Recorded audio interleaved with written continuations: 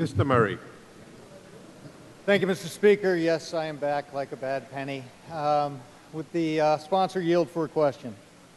Mr. Godfrey.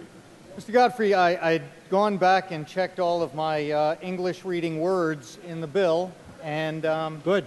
And what I didn't find was a specific list.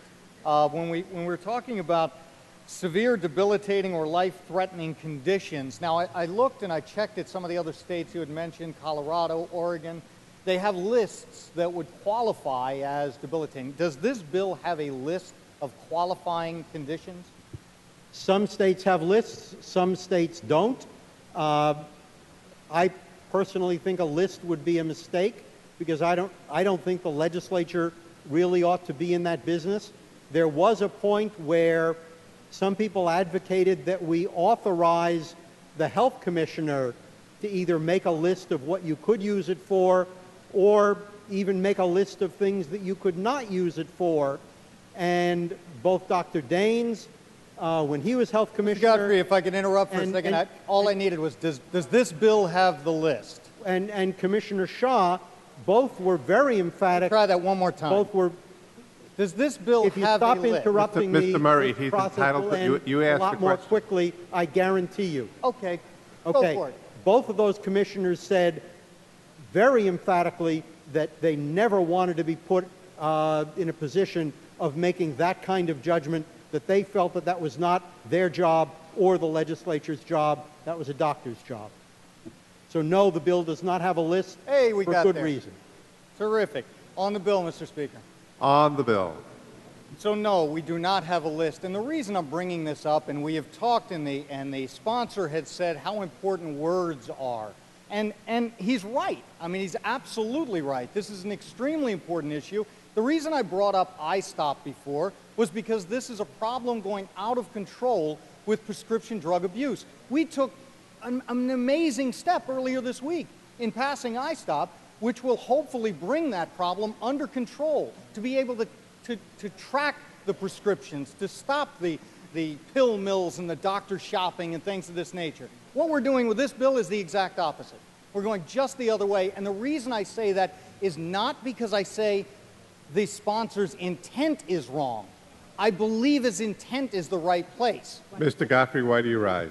Would Mr. Murray yield to a question? No. Mr. Murray, no. He doesn't No. yield, Mr. Godfrey. I've listened to your answers. I'm going to use my time to get my point across. So here's the point. The point being, I don't question his intent.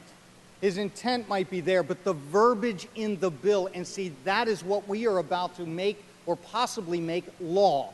That's what the law will be. And it's the verbiage here. When he says he picks it out and we have to read it carefully, I did read it carefully in English words. And it said, serious condition means a severe, debilitating, or, that's the key word, or, not and, or, life-threatening condition. Now, I took the time to look up debilitating.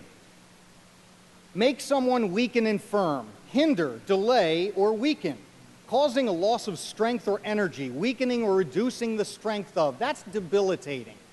So I took it further, and one of the medical dictionaries gave an example, and it says the siege of pneumonia debilitated her completely. So we're getting to the point where debilitate. Who decides what is debilitating or serious? It will be the practitioner writing this out and certifying them. So when you say that someone that was buying their marijuana on a street corner, that they'd be crazy to now do this, on the contrary, they'd be able to get it legally now. And who is going to prove that the practitioner did not think they had a debilitating condition? And see, I'm looking up Oregon now. Now, Oregon has a list, and they're petitioning to get more things included on their list. And it's things like schizophrenia, schizoaffective disorder, bipolar disorder, anxiety with depression, post-traumatic stress disorder, insomnia with anxiety, agitation associated with Alzheimer's, and attention deficit disorder. Man, we have opened up a seriously broad spectrum of cases and situations where a practitioner can say, sure, I think you need some pot. That's going to help you out. And that's the door we're opening up here because, as I said, I'm not questioning the intent of the sponsor. I think his intentions are pure and wanted to help people that were in pain, but that's not what this is doing. What this is doing is opening up the door to serious abuse. And as we've heard before, this is a gateway drug that will lead to more serious abuse. So I'm urging my colleagues today to please consider this. I mean, this is serious law here. The words do matter, as he said. And these words make this a very bad bill. So I urge a no vote on this bill. Thank you.